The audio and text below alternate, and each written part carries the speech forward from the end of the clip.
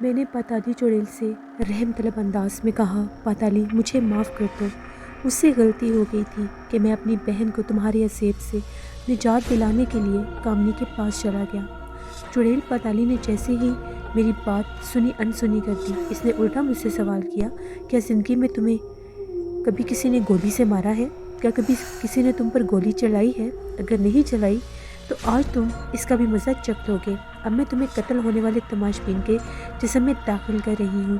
پاتالی چڑیل کی وہاں نہ تو کوئی آواز سن رہا تھا اور نہ ہی وہاں وہ کسی کو نظر آ رہی تھی۔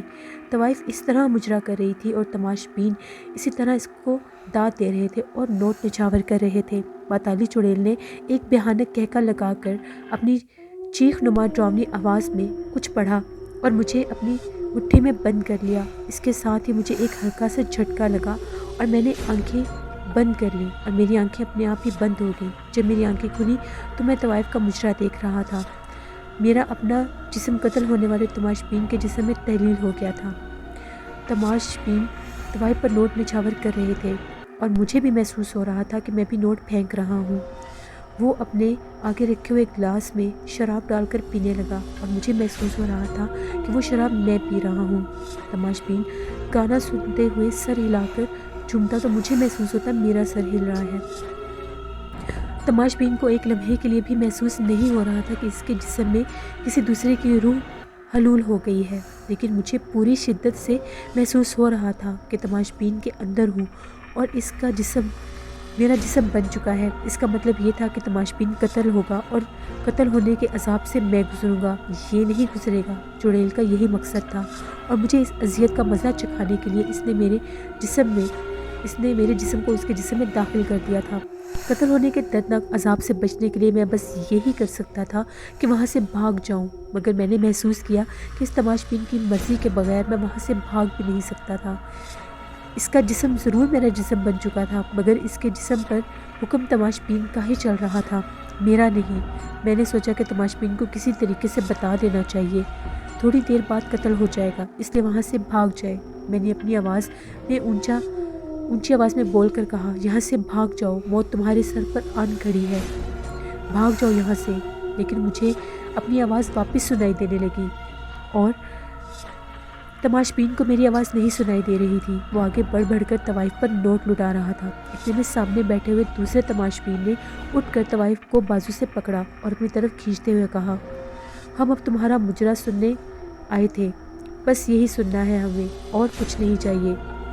اس نے ریشمی قمیص والے تماش بین کو غصے سے دیکھا۔ ارے جا اپنی جگہ پر بیٹھ جا، کس کے پاس مال ہوگا، یہ اسی کے پاس جائے گی۔ دوسرا تماش بین بھی منتشر ہو گیا۔ اس نے دیکھتے ہی دیکھتے پستول نکالی اور ریشمی قمیص والے تماش بین پر فائر کر دیا۔ گولی اس کے سینے پر لگی اور دل سے پار ہو گئی۔ میری چیخ نکل گئی، یہ گولی جیسے میرے سینے میں لگی تھی اور میرے دل کے پار ہو گئی تھی۔ درد کی ایک شدید ٹیس میرے دل میں اٹھی جس نے میرے سارے جسم کو، میرے سارے وجود کو روئی کی طرح دھنک کے رکھ دیا۔ یہ درد کا ایک مسلسل ٹیس تھی جو گرم آئینی سلاخ کی طرح میرے دل میں گھس رہی تھی۔ تماش بین کے ساتھ ہی میں بھی خون میں لت پت ہو کر گر پڑا۔ انتہائی درد کی شدید لہریں میرے جسم میں کسی سمندر اور طوفان کی طرح ٹکرا رہی تھیں۔ میں مسلسل درد کی ٹیسوں کی گردش برداشت کر رہا تھا۔ تماش بین تو شاید مر گیا تھا، لیکن میں زندہ تھا اور جان کنی کی تکلیف اور موت کے عذاب سے گزر رہا تھا۔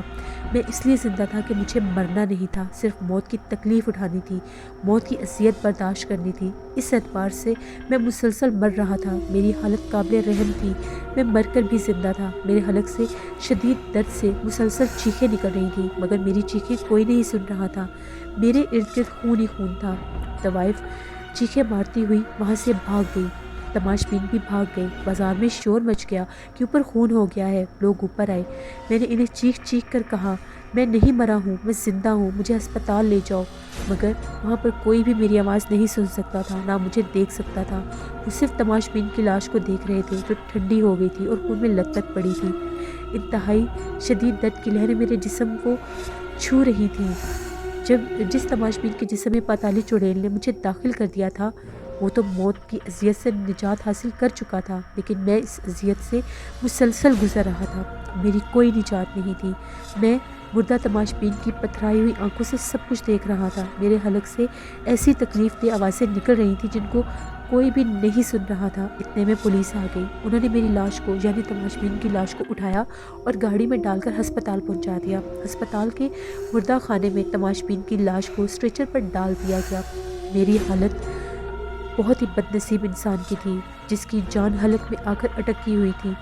نہ میں مر رہا تھا اور نہ ہی زندہ تھا۔ پاتالی چڑیل اس سے زیادہ کیا بھیانک انتقام لے سکتی تھی مجھ سے؟ مجھے میرے گناہوں کی بھرپور سزا اس دنیا میں رہتے ہوئے ہی مل رہی تھی، بلکہ اس سے بڑھ کر اور کیا ملنی تھی؟ ساری رات تماش بین کی لاش میں روتا رہا۔ میری حالت بہت زیادہ خراب تھی۔ میں اس کے جسم میں نیم مردہ حالت میں پڑا تھا۔ معلوم ہوتا تھا کہ اس تماش بین کا کوئی والی وارث نہیں تھا، کوئی لاش لینے نہیں آیا تھا۔ رات گزر گئی۔ میں نے اپنے دل کے زخم سے اٹھنے والی درد کی تیسوں کو برداشت کرتے کرتے بہت بری حالت میں اپنے آپ کو محسوس کیا۔ صبح ہو گئی۔ ہسپتال کے 2 آدمی لمبے لمبے سفید کوٹ پہنے مردہ خانہ میں داخل ہوئے اور لاش کے اسٹریچر کو نکال کر ایک تہہ خانے کے کمرے میں لے گئے۔ وہاں ایک ڈاکٹر اور اس کا اسسٹنٹ پہلے سے ہی موجود تھے۔ لاش کو اسٹریچر سے اٹھا کر دوسرے اسٹریچر پر ڈال دیا گیا۔ ہسپتال کا جو ملازم اسٹریچر کے ساتھ آیا تھا، اس نے ڈاکٹر سے کہا، ڈاکٹر صاحب، MD صاحب نے کہا ہے پوسٹ مارٹم رپورٹ دوپہر تک مل جانی چاہیے۔ ڈاکٹر نے کہا ٹھیک ہے، تم جاؤ۔ پوسٹ مارٹم کا نام سنتے ہی میرا دل جو پہلے ہی درد کے ٹیسوں سے نڈھال ہو چکا تھا، اب رونے لگا۔ میرے خدا، اب میرے جسم کا چیر پھاڑ ہوگا۔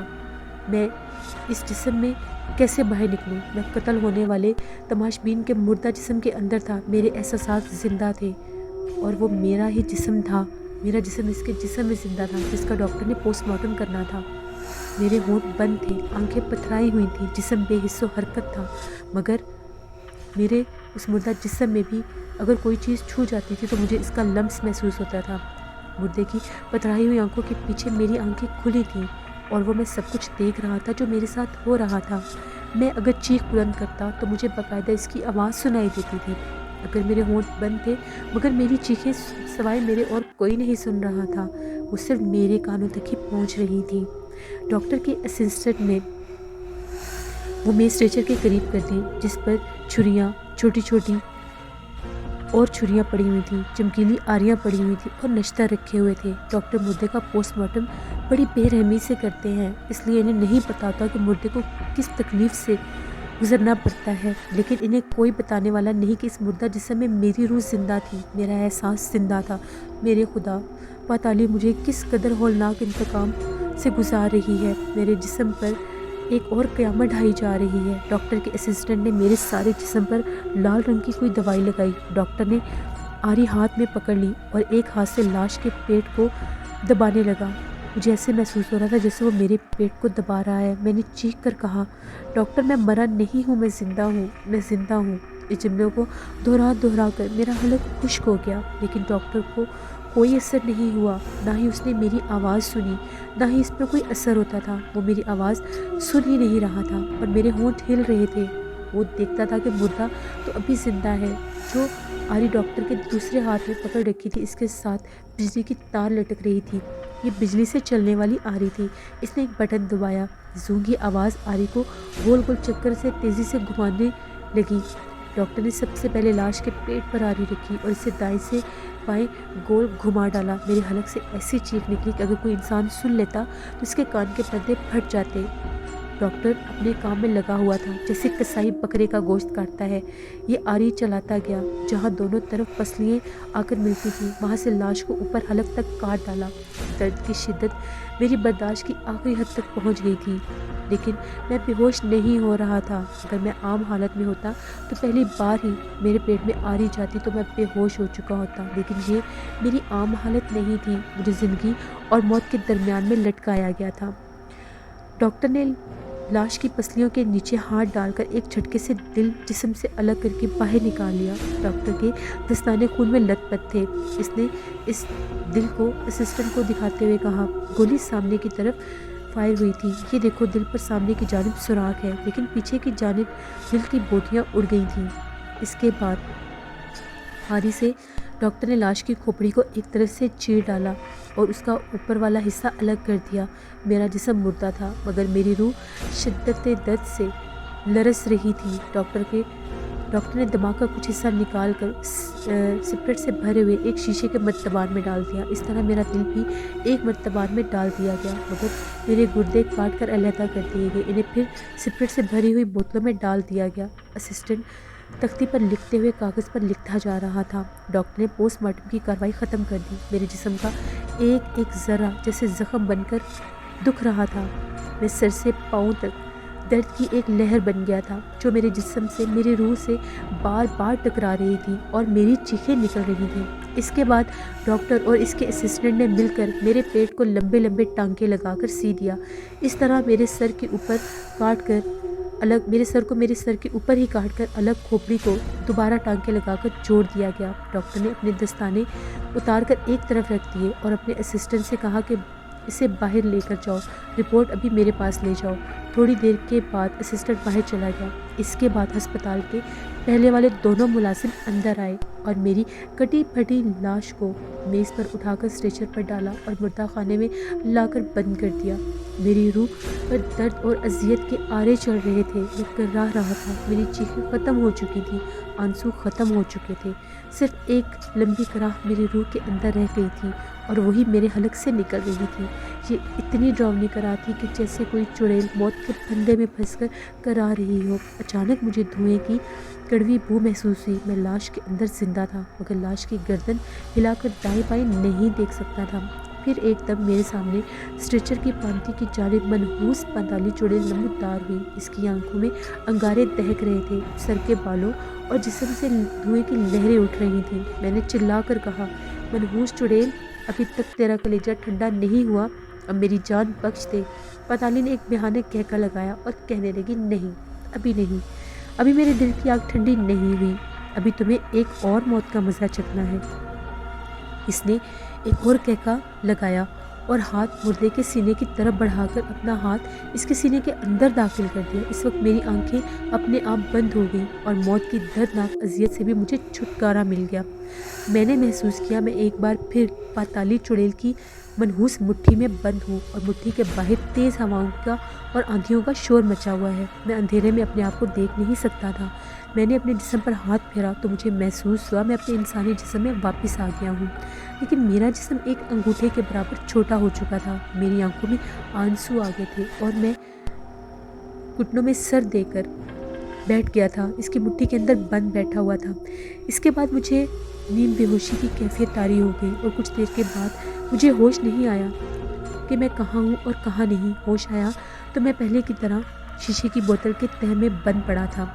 वक्त का एहसास ही ख़त्म हो चुका था। ना दिन का पता था, ना रात का, ना शाम का, ना दोपहर का, ना सूरज निकलने का, ना सूरज ग़रूब होने का, ना तारे चमकने का, ना तारे बुझने का। सब कुछ ख़त्म हो चुका था। मेरी याददाश्त ज़रूर कायम थी। मुझे एहसास था, मुझे मालूम था कि मेरा नाम सलीम अहमद है। लाहौर की अकबरी मंडी में मेरी दुकान है। मेरा दोस्त खालिद मेरा शरीके कार है। मेरे माँ बाप फोत हो चुके हैं और आसमा मेरी बहन है जिसको मैंने पाताली चुड़ैल की हलाकत खेज कब्ज़े से निजात दिलाई थी और अब पाताली चुड़ैल मुझसे इसका इंतकाम ले रही है। मैंने अपना अंगूठे के बराबर जिस्म बोतल की तह में गुमसुम बैठा देखा। ये पाताली चुड़ैल की आसिरज़दा कोठरी थी। इस तरह कोठरी में आमने सामने दीवारों में दो दिए चल रहे थे। कभी लगता था दिए बुझ रहे हैं, कभी लगता था कि इनकी लोग पहले से ज़्यादा तेज़ है। कभी ऐसे महसूस होता था कोठरी में गुप्त अंधेरा हो गया है। मुझे कुछ होश था और कुछ होश नहीं था। अचानक मुझे एक कहका सुनाई दिया और जैसे ही वो कहका उस पाताली चुड़ैल का था, फिर एकदम से मैं बेहोश हो गया। मुझे ऐसा लगा कि मेरा छोटा सा जिस्म हवा में बार बार लहरा रहा है और हवा मुझे बार बार थपेड़े मार रही है। मैंने आंखें खोल कर देखा, मैं बोतल में नहीं था, मैं पाताली चुड़ैल की मुट्ठी में बंद था। मुट्ठी में वही नागवार बू फैली हुई थी। पाताली चुड़ैल की बंद मुट्ठी के ज़रों से किसी वक्त रोशनी की चमकदार अंदाज में अंदर रोशनी आ जाती थी और फिर गायब हो जाती थी। मुट्ठी के अंदर घुटनों के बल मैं बैठा हुआ था। उसकी उंगलियों से बाहर झांक कर मैंने आबादी की इमारतों की रोशनी जगमगाती देखी। मैंने नीचे देखा, नीचे कुशादा सड़क पर रोशनी हो रही थी और गाड़ियाँ गुजर रही थीं। पाताली चुड़ैल सड़क के ऊपर बुलंदियों में उड़ रही थी, मुझे किसी जगह ले जा रही थी। इसने मुझे कहा था कि मैं तुम्हें एक बार फिर मौत का मज़ा चखाऊंगी। इस वक्त वो मुझे किस मौत की अज़ियत से गुजारना चाहती थी मैं नहीं जानता था। अब ये तीसरी मौत का मज़ा था जो वो मुझे चखाने जा रही थी। मालूम नहीं इस बार वो मुझे किस तरीके से मारना चाहती थी। मैं पाताली चुड़ैल की बंद मिट्टी के ज़रों में से नीचे शहर की रोशनी देख रहा था। ऐसे लग रहा था जैसे मैं किसी हेलीकॉप्टर में बैठा शहर के ऊपर से गुजर रहा हूँ जिसकी रोशनी पीछे रह गई हूँ। तो पाताली चुड़ैल ने उड़ते उड़ते अपनी बुलंदी कम करना शुरू कर दी। जैसे किसी आबादी का इक्का दुक्का रोशनी नजर आई। पाताली चुड़ैल इस आबादी के ऊपर चक्कर लगाने लगी, फिर वो एक मकान की छत पर उतर गई। खुदा जाने ये किसी हिंदुस्तान का कौन सा शहर था। ये एक ऐसे शहर में थी जैसे अजीबोगरीब कोई कॉलोनी सी थी। मॉडर्न दरमियाने दर्जे के क्वार्टर्स बने हुए थे जो साथ साथ थे।